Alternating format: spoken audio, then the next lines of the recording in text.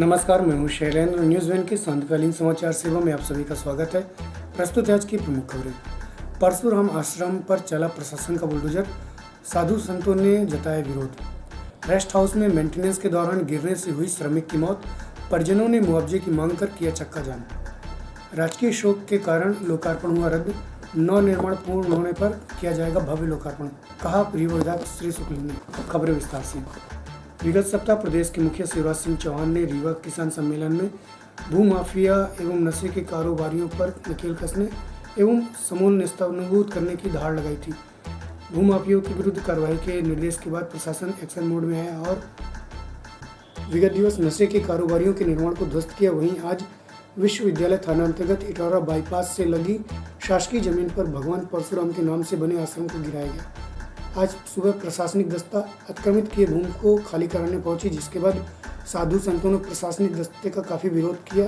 इस विरोध का समर्थन करने पहुंचे कांग्रेसी नेता सिद्धार्थ राज तिवारी ने इसे मंदिर पर राजनीति करने वाली सरकार बता भाजपा को जमकर कोसा, जबकि साधु संतों का विरोध था कि उक्त आश्रम के भीतर हनुमान मंदिर एवं शनि मंदिर, जिसके बाद अतिक्रमण दस्ते ने हनुमान एवं शनि मंदिर को छोड़ आश्रम को पूरी तरीके से बुलडोजर चला नेस्तनाबूद कर दिया। इस दौरान ADM Ila Tiwari, additional SP Shiv Kumar Verma, SDM Fareen Khan, CSP Sachchidanand Prasad, tehsildar द्वय आरपी त्रिपाठी एवं यतीश शुक्ला सहित नगर निगम अतिक्रमण दस्ता एवं शहर के विभिन्न थानों के बल सहित थाना प्रभारी उपस्थित रहे। प्रस्तुत एक झलकी से जानकारी के अंश।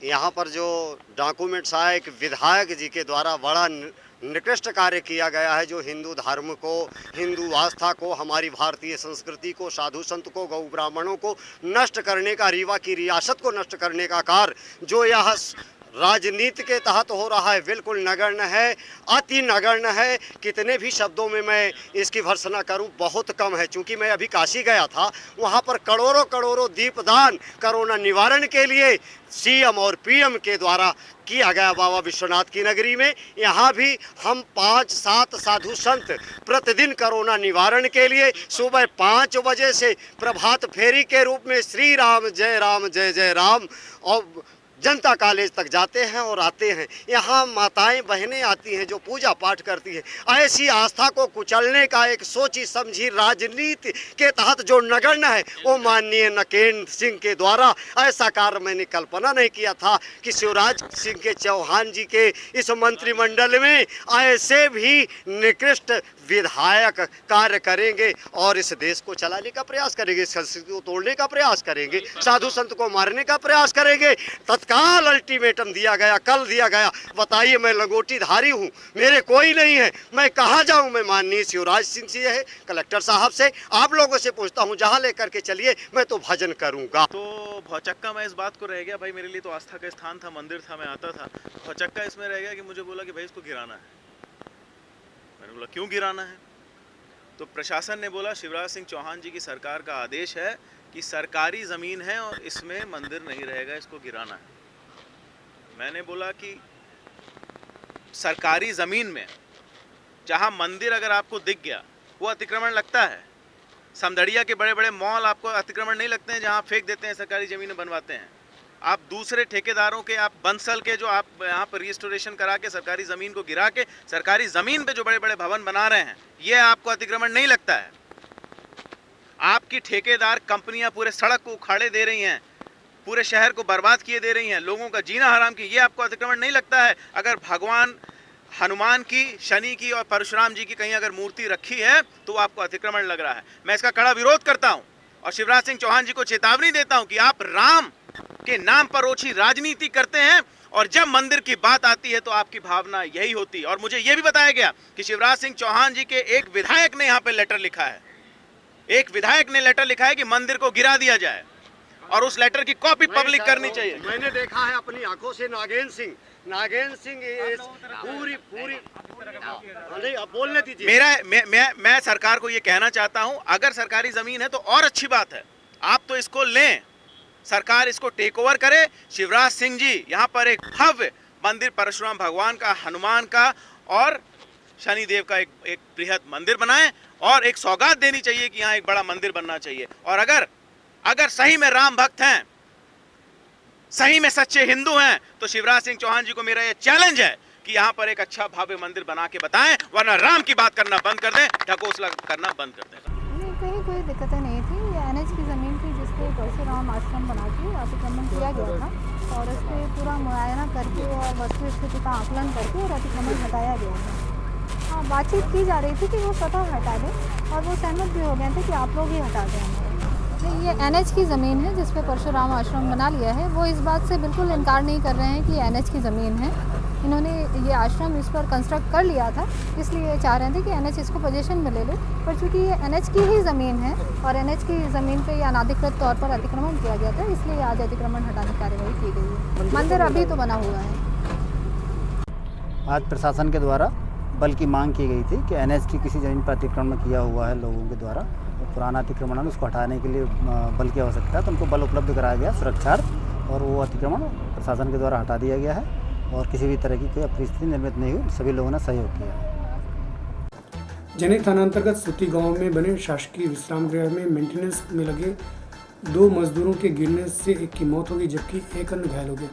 प्राप्त जानकारी के अनुसार सूती गांव के 2 मजदूरों को नहर विभाग के एसडीओ ने रेस्ट हाउस के मेंटेनेंस के लिए सूती रेस्ट हाउस ले गए थे, जहां दोनों कार्य करते हुए 30 फीट की ऊंचाई से पैर फिसलने की वजह से गिर गए, जिन्हें आनन फानन में एसडीओ द्वारा ग्रामीणों की मदद से प्रयागराज अस्पताल ले जाया गया, जहां उपचार के दौरान मुकेश आदिवासी की मौत हो गई। वहीं दूसरा नाबालिग मजदूर घायल है, जिसके बाद परिजनों ने विगत दिवस मृतक का शव सड़क पर रख चक्का जाम कर दिया और मुआवजे के रूप में 25 लाख रुपए, 5 एकड़ जमीन एवं नौकरी की मांग की। वहीं सूचना पर पहुंची जनेक थाना सहित 4 थानों की पुलिस द्वारा एसडीएम की उपस्थिति में समझाइश दे जाम को खुलवाया गया। प्रस्तुत है पीड़ित सहित परिजन से जानकारी के अंश। जो ये रेस्ट हाउस में हुआ है, ये कैसे काम पे पहुंच गए तुम वहाँ? खेते गए थे, हम रोड पर उस पर खड़े थे उस दुकान पर, तो मुझको घुराया गया है। तो मैं गया, कुशल सिंह घुराए थे, एसडीओ साहब सब रहे, गिर पड़े थे हम लोग दोनों आदमी, फिर बेहोश हो गए थे। पता नहीं कितनी देर हॉस्पिटल लगाया गया था, तो पता नहीं कहाँ लग गया था। फिर कहाँ गिर गए, तो कहाँ आप लोग दवाई करवाया गया? हाँ, दवाई करवाया गया है, शंकागढ़ में ले गए थे। हमारा नाम वीरेंद्र कुमार कोल है। हमारे भाई का एसडीओ साहब काम करवाने के लिए ले गए थे रेस्ट हाउस में। ऊपर छत से खपड़ा उतरवा रहे थे, जिस समय उनका मतलब खपड़ा उतारते समय उनका पैर फिसल गया, वो नीचे गिराए। फिर हम लोग उन्हें मतलब दवा कराने के लिए शंकरगढ़ ले गए। शंकरगढ़ में जवाब दे दिया गया। कौन ले गया आपको यहाँ से? सर एसडीओ साहब ले गए थे। अच्छा, अपनी गाड़ी से? जी सर। फिर वहाँ से मतलब जवाब दे दिएगा शंकर सर फिर हम लोग इलाहाबाद ले गए। इलाहाबाद में 1-2 हॉस्पिटल में सर जवाब दिया गया। फिर हम लोग मतलब एक और हॉस्पिटल में ले गए जिसका नाम ज्योति मतलब जीवन ज्योति नर्सिंग होम है। सर वहाँ मतलब 4 दिन भर्ती किए थे। फिर मेरे भैया का ऑपरेशन हुआ, उनकी मतलब क्या कल डेथ हो गई थी, जिस कारण हम लोग उन्हें घर वापस ले आए और यहाँ पास सब लोग इकट्ठा हो गए उनकी अभी बॉडी रखे हुए हैं। ये प्रशासन से क्या मांग कर रहे हैं आप लोग? सर मैं प्रशासन से यही मांग करता हूँ कि मुझे 25 लाख रुपए प्लस 5 एकड़ ज़मीन और मेरी भाभी की नौकरी, यही मुझे मांग है, बस हो गया सर। हाँ, ये कल की बात है जो सूचना मिली थी कि इरिगेशन का कोई रेस्ट हाउस है, वहाँ कुछ मरम्मत का कार्य चल रहा था जिसमें एक व्यक्ति की डेथ हुई है और एक व्यक्ति शायद घायल है, आप बता रहे हैं। तो डेथ हुई है जिनकी, वो आज उनकी डेड बॉडी वगैरह रख के वो लोग चक्का जाम भी कर रहे थे, बट उसको अभी इरिगेशन SDO और हमारे नायब तहसीलदार थाना प्रभारी गए थे, उनको समझाइश दे दी गई है। उनको शायद संबल में भी पात्रता है तो उनको उस हिसाब से सहायता राशि मिलेगी, प्लस PWD ने भी इरिगेशन ने भी जो कंपनसेशन है वो देने की बात कही है उनको। सर जिसमें घायल है तो वो नाबालिग बताया जा रहा है और 2015 अधिनियम के तहत नाबालिग से कार्य कराना कहीं ना कहीं गुनाह की श्रेणी में आता है, तो सर इसमें आप क्या करेंगे? बिल्कुल, इसके लिए मैं पत्राचार करता हूँ। यदि उन्होंने ऐसा किया है, नाबालिग है, वो कार्य करा रहे थे, तो निश्चित तौर से वो दंडनीय है। रीवा शहर के मध्य बहने वाली बिहार नदी के दोनों किनारों को जोड़ने वाले निपनिया में उन्नत पुल का निर्माण कार्य पूर्णता की ओर था। इसका लोकार्पण आज रीवा सांसद जनार्दन मिश्र एवं पूर्व मंत्री रीवा विधायक राजेंद्र शुक्ल द्वारा किया जाना था। वहीं लोकार्पण के पूर्व विगत दिवस प्रदेश के पूर्व मुख्यमंत्री मोतीलाल वोरा के निधन के साथ राजकीय शोक हो गया, जिस पर इस लोकार्पण को रोक दिया गया। वहीं लोकार्पण के पूर्व निरीक्षण करने पहुंचे पूर्व मंत्री से निपनिया वासियों ने पुल के पहुंच मार्ग को निपनिया तिराहा एवं SK स्कूल तिराहा तक जोड़ने की मांग की, जिसके बाद रीवा विधायक ने उक्त लोकार्पण को रद्द करते हुए इस नए निर्माण की जनता की मांग को लेकर स्वीकार कर पूर्ण निर्माण के बाद ही लोकार्पण का निर्णय लिया। प्रस्तुत है पूर्व मंत्री विधायक राजेंद्र शुक्ल से जानकारी के अनुसार। नहीं, अभी इस उद्घाटन को आगे बढ़ा दिया है। अभी इसमें कुछ काम और करना बाकी है। कुछ हमने और भी कहा है कि वो निपनिया तिराहा जो है वहाँ से रोड कंक्रीट की पूरी उस लेवल से लाके और इस पुल में मिलाएं, जिससे कि पता न चले स्लोप का। और इधर इस पुल से लेके SK स्कूल के पीछे से जो रोड जाती है उससे मिलाना है, तब जाके ये कंप्लीट होगा काम। तो अभी निरीक्षण करने आए हैं, इसका लोकार्पण आने वाले दिनों में होगा। पुल से बनने के बाद जनता किस तरह जान आएगी इस पुल में, जान दीजिए। पूरे निपनिया के लोगों में के डिमांड में ये पुल स्वीकृत हुआ था और सभी लोग बड़े प्रसन्न हैं। और एक मांग इन्होंने अभी की है जो कि हमको बहुत उचित लगता है कि इस पुल को वहाँ तिराहे में मिलाया जाए और इधर तिराहे में मिलाया जाए। तो वो मांग पूरी करना है, बोल दिया हमने। और जब वो काम वहाँ तक हो जाएगा उसके बाद भव्य लोकार्पण होगा। अभी इसमें ट्रैफिक शुरू हो जाएगा, लोग आना जाना शुरू कर देंगे, इसका लाभ मिलना शुरू हो जाएगा लोगों को। और फाइनल लोकार्पण जो है वो बाद में करेंगे। राजकीय सम्मान, राजकीय शोक है, इसके कारण भी इस कार्यक्रम को निरस्त किया था। और अब देखने के बाद ऐसा मुझे लग रहा है कि जो अतिरिक्त रोड बनाने की मांग आई है उसको पूरा करने के बाद लोकार्पण करें। निजी बैंक ICICI बैंक के सहायक प्रबंधक राजेश यादव की ठगी के शिकार लोगों की संख्या बढ़ती जा रही है। इस मामले में अभी तक 2 दर्जन लोग सामने आए। पुलिस ने 10 लोगों से 51 लाख की ठगी करने पर सहायक प्रबंधक राजेश यादव पर तीसरा मामला दर्ज किया है, जबकि आरोपी अभी भी पुलिस की गिरफ्त से बाहर है। पीड़ितों ने बताया कि उनके द्वारा बैंक में लोन का पैसा जमा किया गया था, जिससे आरोपी ने जमा नहीं किया और सभी को फर्जी NOC जारी कर उक्त राशि को हड़प लिया था। वहीं अभी तक इस तीसरे मामले को मिलाकर करीब 2 करोड़ की ठगी को दर्ज किया गया है। उक्त मामला सिविल लाइन थाना अंतर्गत ICICI बैंक का है, जिस पर पुलिस अधीक्षक ने अपनी निगाहें रखी हुई हैं और उन्होंने बताया कि इस पूरे मामले में ठगी करने वाले राजेश यादव का अंतिम लोकेशन नागपुर है। प्रस्तुत है रीवा पुलिस अधीक्षक राकेश कुमार सिंह से जानकारी के अनुसार। आए दिन सामने आ रहा है जिसमें ICICI बैंक, भाई एक व्यक्ति ने एक बैंक में रहते हुए सब धोखाधड़ी की वारदात की। चूँकि जिनके साथ धोखाधड़ी हुआ है उनकी गलती नहीं है। क्या होता है कि पहली कार्रवाई के बाद ढेर सारे लोग उपस्थित होते हैं और उनकी बातों को सुना जाना जरूरी है, तो पहली FIR ली, उसके बाद तमाम लोग आए, फिर उनकी एक और FIR ली, उसके बाद और भी तमाम आवेदन आते गए, तो हमने कहा कलेक्ट कर लो और फिर सबके के आवेदन पे एक FIR और दर्ज करेंगे। तो उसके तहत एक FIR ली गई है, क्योंकि पीड़ित व्यक्ति के साथ न्याय मिलना चाहिए। लेकिन यह धोखाधड़ी चिटफंड टाइप की धोखाधड़ी नहीं है, यह एक ऐसी धोखाधड़ी है कि लोगों ने अपनी सहूलियत के लिए एक आपराधिक इसके व्यक्ति पे भरोसा किया जो बैंक में असिस्टेंट मैनेजर था, और उस असिस्टेंट मैनेजर ने उन लोगों के भरोसे का कत्ल किया, और सीधा कत्ल करना कहिए, भरोसे को बिल्कुल तोड़ा, और उस भरोसे के जरिए वो हेरा फेरी करके तमाम राशि का हेर फेर कर लिया। तो उस व्यक्ति की तलाश है, उसके पिता जो है भी गायब है मौके से। उसकी लास्ट लोकेशन कुछ समय पहले नागपुर पता चली थी, हम उसकी लोकेशन और उसको पता पकड़ने के लिए प्रयासरत हैं, और हम उसको पकड़ के जल्दी से जल्दी सलाखों के पीछे। बैंक प्रबंधन का कितना जिम्मेदार मानते हैं? बैंक प्रबंधन का सुपरविजन कमजोर था। देखो क्या है कि अगर हम जैसे अभी ये लोग आए तो हमारे CSP को जांच क्यों दी गई? क्योंकि एक सुपरवाइजरी ऑफिसर का जांच करता है, तो कहीं ना कहीं तथ्य सामने आता है। तो जो एक व्यक्ति बैंक में तमाम लोन का तमाम चीज़ें चल रही हैं, लोन वाले का भी सुपरविजन कमज़ोर कहीं ना कहीं बैंक का रहा है।